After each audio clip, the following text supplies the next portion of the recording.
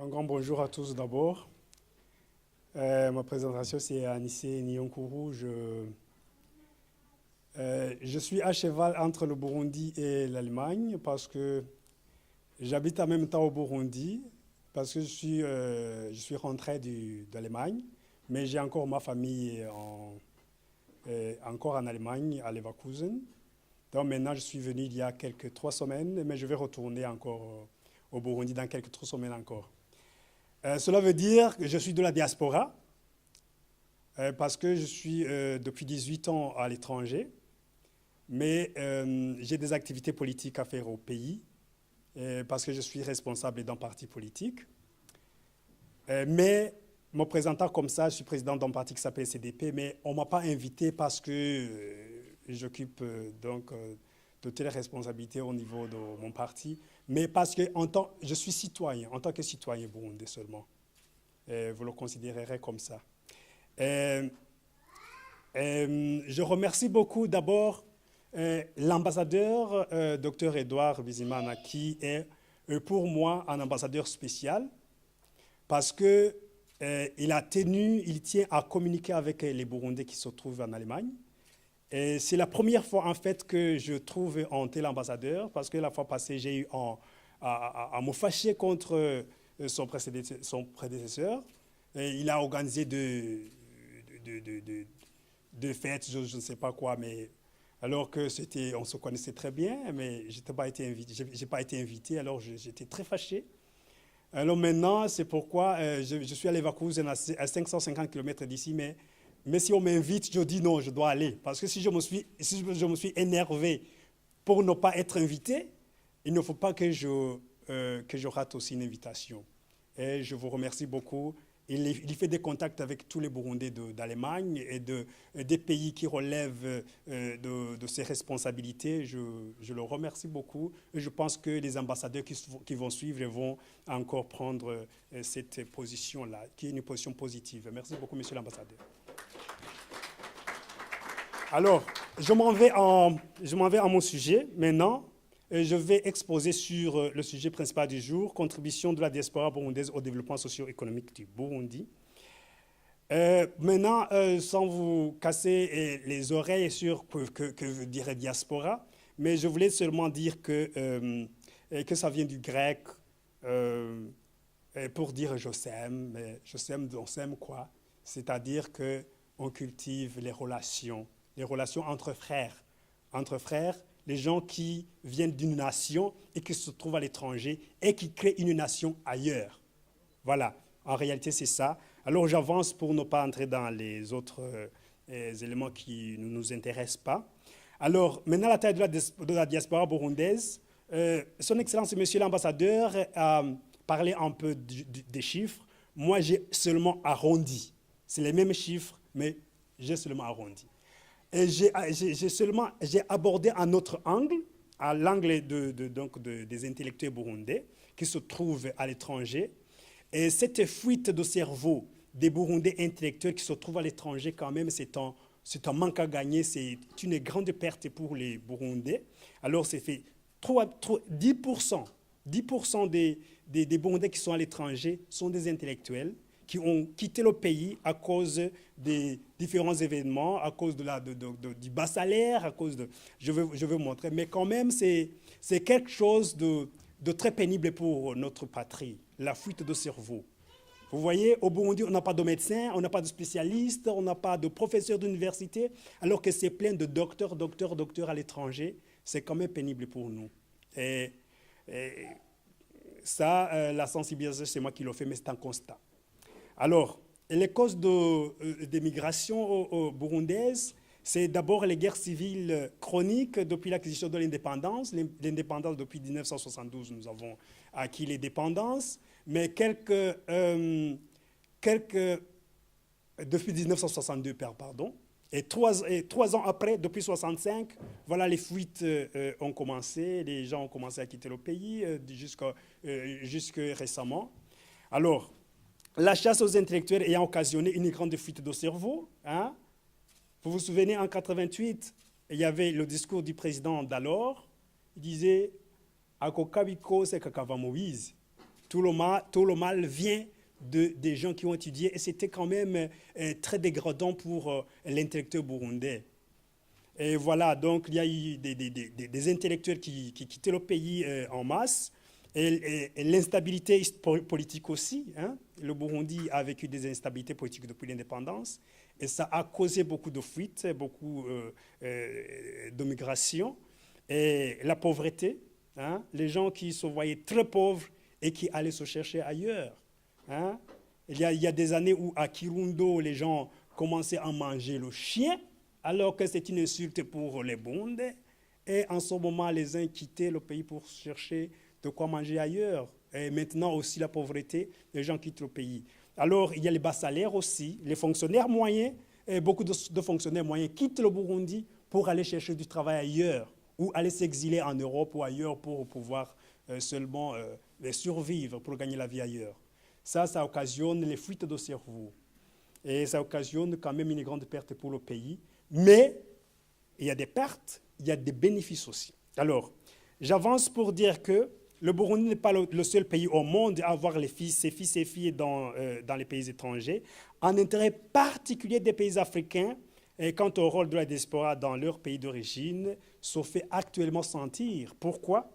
Parce que tout simplement, nous avons cette considération internationale de la diaspora. L'Union africaine, considérant la diaspora comme la 6e région d'Afrique, a appelé en janvier 1912 les gouvernements africains à mieux impliquer les membres de la diaspora dans le développement de leur pays d'origine. C'est ainsi qu'un premier sommet mondial de la diaspora a été organisé en Afrique du Sud le 25 mai 2012 sous l'égide de l'Union africaine.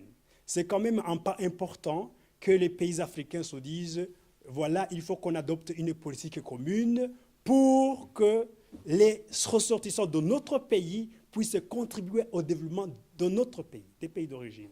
C'est très important. Alors, mais le Burundi, qu'est-ce que nous avons remarqué? Que le Burundi s'était intéressé beaucoup plus à sa diaspora, à l'organisation de sa diaspora, longtemps avant. Son Excellence, Monsieur l'ambassadeur, a dit que maintenant, il y a une direction générale. Avant, il y avait une sorte de département. Il y avait le responsable qui était l'ambassadeur Mouniembari Paul, et qui nous disait qu'il n'avait même pas de bureau, hein, il n'avait pas où s'asseoir, mais quand même, il disait, voilà, quand même, c'était une forme d'intéressement, une forme d'intérêt que le pays portait à sa diaspora, même si ce n'était pas encore bien organisé. Alors, c'était intéressant quand même que l'Union africaine, les autres pays africains ont porté de l'importance aux ressortissants de leur pays et que le Burundi avait déjà pensé à organiser mieux. C'est très important. Alors, le Burundi avait mis en place un projet de loi qui visait à promouvoir l'engagement de la diaspora burundaise et promettant des avantages alléchants à la diaspora qui doit être favorisée, renforcée et visible. Oui. Alors, le gouvernement burundais prévoit par exemple de faciliter le transfert d'ordre matériel et technologique grâce à des modalités de dédonnement assouplies. C'est une prévision, je dis, au niveau de la loi, au niveau des textes. C'est déjà une bonne intention. Il prévoit même une représentation des Burundais de l'étranger qui devra être assurée au Parlement. Vous voyez où ça arrive l'idée, hein, que le Burundais de l'étranger veut être représenté au Parlement burundais. C'est quand même un pas important au niveau de l'idée. Pour que leurs besoins et intérêts soient discutés et défendus au niveau politique. Selon toujours ce projet de loi, cette offre devra être précédée par une meilleure connaissance du nombre et du profil des Burundais de l'étranger. C'est normal, il faut les connaître. Hein. Alors, pour les connaître, le gouvernement doit créer une base de données pour les identifier et cette base sera complétée au fur et à mesure par des missions diplomatiques burundaises à l'étranger. Les missions diplomatiques ont eu lieu, je sais, mais insuffisantes. Ces missions ont été vraiment insuffisantes. Est-ce que les Burundais qui sont ici ont vu quelqu'un qui représente le ministère des Affaires des Relations ou le ministère chargé de la diplomatie venir chercher les Burundais et les identifier en Allemagne? Est-ce que vous l'avez vu? Non? Non. Alors je vois des têtes qui se font comme ça, c'est ça. Non. Donc c'est l'intention. Hein, c'est l'intention. Mais vous voyez, c'est depuis, donc, cette idée est depuis 2003. Nous avons 10 ans. Nous avons 10 ans qu'il y a l'intention. Alors, 10 ans d'intention, c'est trop. Seulement, il faut que ça soit mis en pratique. Alors, j'avance pour dire que la participation des Burundais de la diaspora, alors maintenant, j'entre dans le vif du sujet, quelle est donc la participation des Burundais de la diaspora au développement socio-économique. Alors, donc, à mon avis, à mon point de vue, la participation des Burundais de la diaspora au développement socio-économique de leur pays doit être soit volontaire, soit involontaire. Volontaire, involontaire. Que tu le veuilles ou pas, aussi longtemps que tu as la famille au Burundi, tu dois participer au développement socio-économique du pays d'une façon involontaire, parce que tu es obligé d'aider ta famille en envoyant un peu d'argent pour le soutien de la famille. Alors, cette participation involontaire se manifeste à travers les transferts de fonds destinés à aider les familles et les amis. Les transferts de fonds des Burundais restent toujours quand même très faibles, très faibles, les transferts de fonds, très faibles par rapport aux autres pays. Je vais vous montrer les chiffres. Alors, regardez par exemple le Burundi. De 2005 à 2010, nous avons 256 420 000 dollars américains, soit en moyenne 5 millions de dollars par an, des fonds transmis au Burundi. Ouais, on dit que c'est beaucoup. Non, ce n'est pas beaucoup par rapport aux autres pays. Alors, une baisse a été observée de 2010 à 2012 de 4 millions. 4 millions par an, ce n'est pas suffisant. Alors, regardez par exemple au Rwanda, en 1997, au Rwanda, il y avait jusqu'en 1997, peut-être juste après la guerre, les transferts évalués à 4 millions. Et en 2010, à partir de 2010, 170 millions, soit environ 42,5 fois les transferts d'après la guerre, les transferts de 1997. Vous voyez? Voilà où se trouvent les autres pays. Alors, en Ouganda, 1 milliard de dollars américains sont transférés par an. 1 milliard par les Ougandais. Alors, regardez, je vais au Kenya. En 2011, environ 2,2 milliards de dollars sont transférés en Ouganda, plutôt au Kenya, en 2011, soit, donc ça dépassait légèrement, même de loin, l'aide publique accordée au Kenya, parce que l'aide publique en 2011 était de 1,7 milliard, alors que les transferts de fonds des Kenyans a été évalué à 2,2 milliards. 5 milliards de plus par rapport à l'aide au développement accordée au Kenya, c'est beaucoup. Alors, les envois des fonds des migrants donc au Kenya représentent une source de devises du pays après exportation des fleurs et du thé. Alors maintenant, qu'est-ce qu'il faut faire? Maintenant, j'arrive à avancer quelques propositions. Qu'est-ce qu'il faut faire pour le Burundi? Il faut promouvoir les participations volontaires maintenant. Donc, j'en arrive aux participations volontaires. Les participations involontaires, vous avez vu, beaucoup de transferts, les participations volontaires, quelques Burundais qui sont à l'étranger qui font quelques affaires au Burundi, mais quand même insuffisant. 5 millions par rapport à 170 millions à côté au Rwanda, à 1 milliard à côté en Ouganda, à 2,2 milliards, je n'ai pas eu les chiffres de la Tanzanie, mais ça doit dépasser 1 milliard aussi. Hein. Alors, les transferts de la diaspora burundaise pourraient se multiplier par 50, par exemple, comme au Rwanda, en moins de 10 ans. Si une mission combinée du gouvernement et des hommes d'affaires, surtout les banquiers, s'active sensiblement à ce sujet. En fait, il faut promouvoir les participations volontaires de la diaspora au développement socio-économique du Burundi. Voilà. Les participations volontaires, alors, je vais expliquer un peu. Oui. Les participations volontaires devraient se faire dans les secteurs suivants. Premièrement, les transferts bancaires. Pourquoi je parle des transferts bancaires? Parce que les autres pays, par exemple au Rwanda, j'ai été au Rwanda, je vois souvent, je passe en Ouganda, au Rwanda. Et au Rwanda, les Rwandais qui sont à l'étranger ont été contactés par une émission mixte de gouvernement et des hommes d'affaires, surtout les banquiers. Et les Rwandais qui transfèrent 300 € par mois je ne sais pas par quelle période, après une année, ils ont la somme déposée 10 fois le crédit.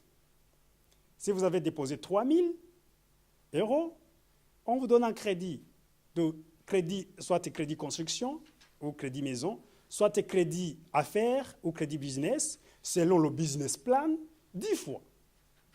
10 fois Rwanda. Il y a même des banques qui proposent 20 fois. Alors, c'est ça qui a motivé les Ougandais, les Kenyans, les Rwandais à transférer chaque mois de l'argent dans les banques. Hein? Alors, beaucoup de transferts, alors, si vous voulez, les transferts de 170 millions, de 1 milliard, de 2 milliards, ne viennent pas du fait d'aider les membres de la famille. Non, les transferts circulent dans les banques. Alors, c'est ça, donc, ça favorise la macroéconomie. La macroéconomie. La macroéconomie s'active à cause des fonds qui circulent dans les banques. L'argent qui est transféré dans les banques circule. Ça aide les commerçants, ça aide l'État, ça aide tout le monde. Vous voyez? Et les transferts se font régulièrement parce qu'ils ont de l'intérêt. Ils ont l'intérêt. Même s'ils n'ont pas d'argent pour faire les affaires directement, ils ont quand même les possibilités d'avoir des crédits d'affaires. Et c'est important, c'est pourquoi ils s'activent à transférer les fonds dans leur pays d'origine. Tandis qu'au Burundi, s'il faut seulement transférer 50 euros, 100 euros pour aider la famille à manger, hein, l'argent d'abord ne circule pas dans les banques. Vous voyez, l'argent est destiné directement à la consommation. Ça aide au développement parce que nous avons quelques devises dans le pays avec ces transferts-là, mais ce n'est pas suffisant parce que l'argent ne circule pas dans les banques, ça va circuler dans la marmite, n'est-ce pas? Alors, les participants au projet de développement à caractère humanitaire aussi, ils participent un peu d'un caractère volontaire. Les associations, les ASBL, oui, il y a beaucoup qui ont des associations ici. Je connais des dames ici qui ont des associations, les messieurs qui ont des associations. Et je les félicite beaucoup parce qu'ils participent en même temps en transférant l'argent au Burundi à faire circuler cette monnaie dans les banques et à aider les associations au niveau local, à aider les familles, et puis avec tout ce que cela implique dans l'économie burundaise. C'est très important. Alors, je félicite beaucoup. Il faut que vous créez beaucoup d'associations et expliquez surtout aux Allemands que quand ils donnent les dons aux associations, leur argent n'est pas perdu parce qu'ils ne vont pas payer cet argent dans les impôts, dans les Steuer, hein? Steuererklärung. Ja? Les dons ne sont plus calculés. C'est ça qu'il faut expliquer. Tous les Allemands font leur rapport annuel. Hein? Et s'ils transfèrent 5 000 ou 2 000 à l'État, et si vous donnez 500 pour aider votre association, c'est important parce que lui, il allait transférer cet argent aussi. Hein? Alors, il faut expliquer à certains Allemands qui ne savent pas pour qu'ils aident les associations et les associations vont transférer l'argent au pays et pour participer un peu au développement, d'une manière ou d'une autre. Assouvir la souffrance de la population et aider aussi la monnaie à circuler dans le pays. Vous savez maintenant, les commerçants qui vont aller faire les affaires à l'étranger n'ont pas de devise. C'est un problème pour le Burundi. On n'a pas de devise. Alors, tout s'arrête un peu. C'est un problème. L'investissement, alors. L'investissement, alors, c'est quelque chose de volontaire qu'il faut promouvoir. Et malgré la faiblesse de la monnaie et le pouvoir d'achat, le Burundi présente beaucoup d'atouts à l'investissement. Je ne vais pas y revenir, vous avez vu la projection de tout à l'heure. Et beaucoup des idées avancées sont des projections, des idées à mettre en œuvre. Il y a aussi d'autres qui sont faits. Alors, les gens qui peuvent investir peuvent aussi s'activer pour que notre pays ait un peu un coup de pouce par rapport au Burundais de la diaspora. Alors, moi, ici, j'ai dit qu'il y a une main-d'œuvre encore moins chère. Oui, ça, vous le savez très bien, une main-d'œuvre moins chère. Oui. Vous le savez, c'est source d'énergie. Pourquoi j'ai dit moins chère? Alors, si vous écoutez les radios, ils vont vous dire que la source d'énergie au Burundi est trop chère. C'est effectivement trop cher par rapport au niveau de vie locale, mais c'est moins cher. Moi, quand je suis au Burundi, je paye ma facture de 2 mois à 27 000 francs burundais, c'est-à-dire combien? 13? À peu près 14 euros de mois. À Leverkusen, je paye chaque mois ça 30 euros. Alors, vous voyez la différence? 14 euros 2 mois, pour moi, ce n'est pas beaucoup. Alors, si vous venez ici, on dit, vous voyez, vous allez payer votre courant dans le cadre de fonctionnement de vos affaires, de vos business, vous allez payer 50 000 francs, c'est 25 euros. Si vous venez d'Europe, vous allez faire cette comparaison, vous allez trouver que ce n'est pas beaucoup. Vous allez trouver que ce n'est pas beaucoup. C'est beaucoup par rapport au niveau de vie locale, mais quand même, pour ceux qui viennent d'Europe, vous savez que ce n'est pas beaucoup. Chacun, vous gérez des familles ici. Si vous payez moins cher, une personne seulement, s'il paye moins cher le courant, c'est 35 euros le mois. 35 euros le mois, c'est 70 000 francs bout. 70 000 francs bout, c'est la facture de 5 mois au Burundi, 5 mois, 6 mois. Alors, c'est pourquoi je dis même, nous avons carence d'énergie, bien sûr, il y a les coupures, il y a comment on les appelle, le délestage. Hein, les Burundais sont déjà habitués au délestage, c'est grave. Mais quand même, il y a des efforts là-dessus. On attend la mise en pratique de la mise en place des autres sources d'énergie pour que... Voilà. J'avance un peu pour que je donne le temps aux autres. Alors, des problèmes qui ralentissent ou bloquent la volonté à l'investissement maintenant. J'en arrive au problème. Nous avons assez de problèmes. Les problèmes qui ralentissent ou bloquent carrément la volonté des participations volontaires au développement socio-économique du Burundi sont liés soit à la peur, c'est-à-dire manque de confiance suite à l'instabilité politique, soit à l'incertitude liée à l'acquisition du travail, hein, peu importe la qualification, soit aux problèmes divers liés à l'investissement. Je vais parler de certains détails. La peur de l'insécurité. Une personne ayant quitté le Burundi étant donc dans un état de persécution, hein, alors beaucoup de Burundais sont pris par ce qu'on appelle la paranoïa. La paranoïa, c'est une sensation de se sentir toujours persécuté, partout tué. Je connais un ami qui a quitté l'Angleterre. Quand il arrive au Burundi, il se cache. Il dit non, les gens me cherchent, ils vont me tuer. Hein? C'est la paranoïa. Alors, les gens qui ont la paranoïa, ils ont peur d'aller au Burundi parce qu'ils pensent que, comme ils ont laissé le pays il y a 30 ans, il y a 40 ans, que le pays est encore comme ça. Il y en a qui... Alors, le manque de travail, les gens qui vont au Burundi, qui cherchent du travail, ils ont un problème de trouver du travail. Et ça ne les rassure pas, ils retournent. Parce que nous avons un problème au Burundi. Quand on donne du travail à quelqu'un, ce n'est pas pour qu'il produise, c'est pour lui permettre d'assurer sa survie. Vous voyez la différence? Hein? On ne met pas devant la compétence, mais plutôt l'avantage. L'avantage qu'on te donne pour assurer ta survie. Alors, c'est ce que j'explique aussi sur cette page. Alors, je dis, problème lié à l'investissement maintenant. Très peu d'avantages accordés aux membres de la diaspora. Vous voyez, les membres de la diaspora qui veulent investir au Burundi se trouvent dans une obligation de payer la TVA et les différentes obligations, comme tout autre investisseur étranger. Alors ici, nous avons une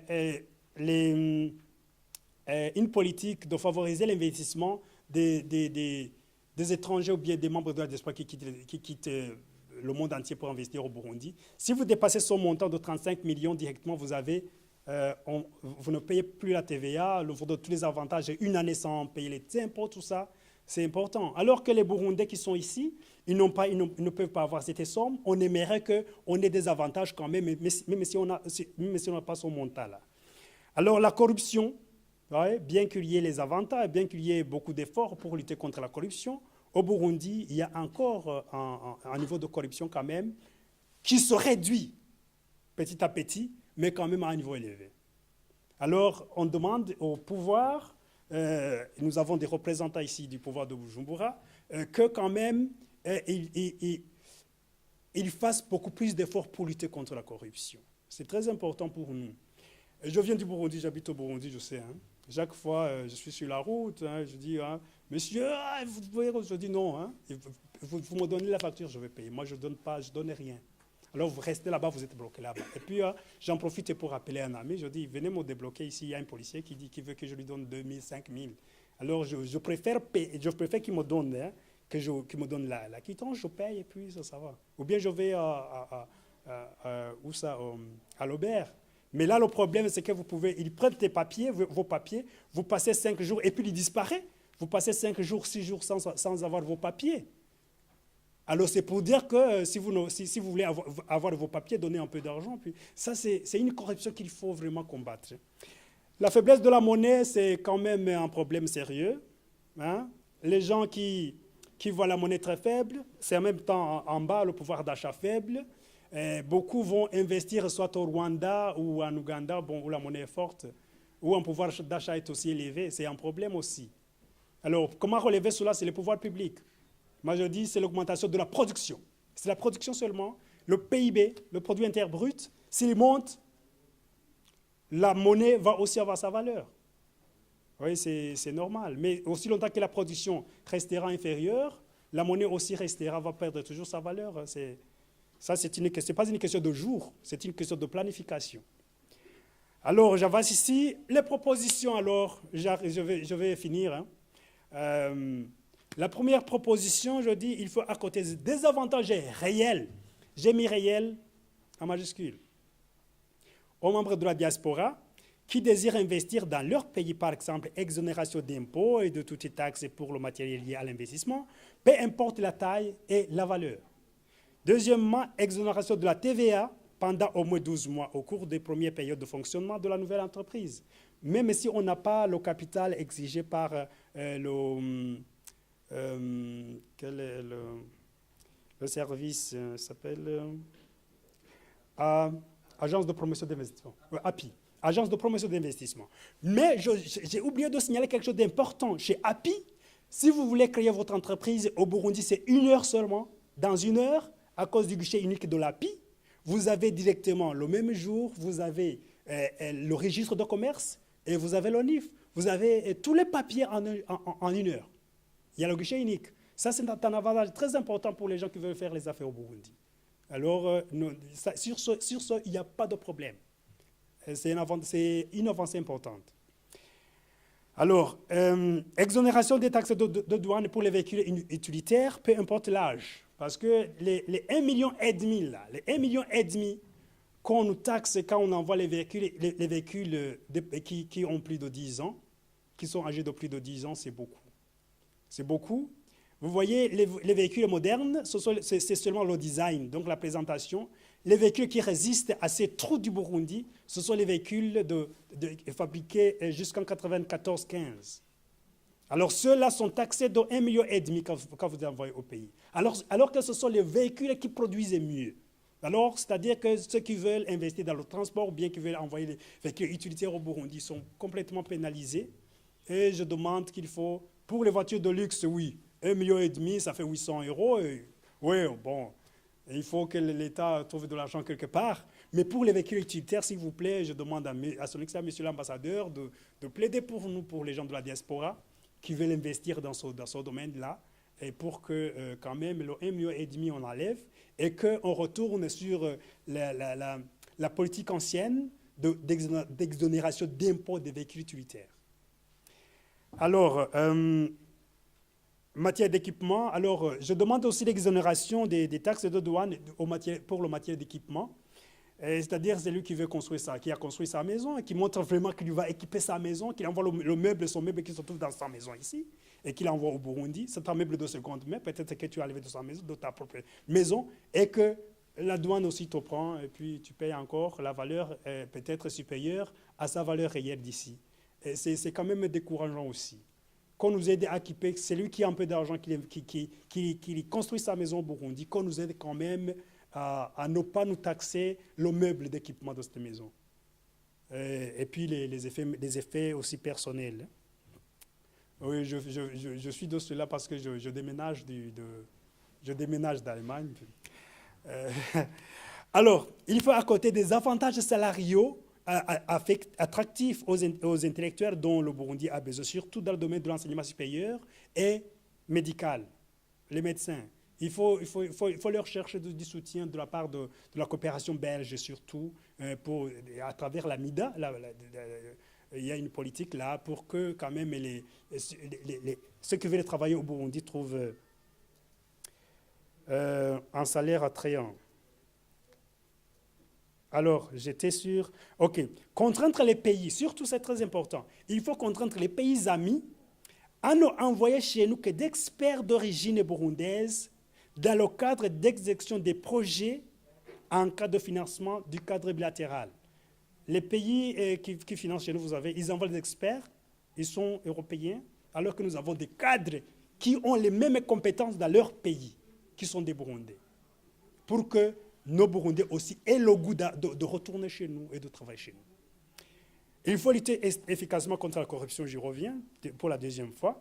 Accorder des avantages liés au transfert de fonds dans les banques burundaises, je l'ai déjà expliqué, c'est ce qui a motivé les autres ressortissants des pays amis à monter le chiffre donc, des transferts par an.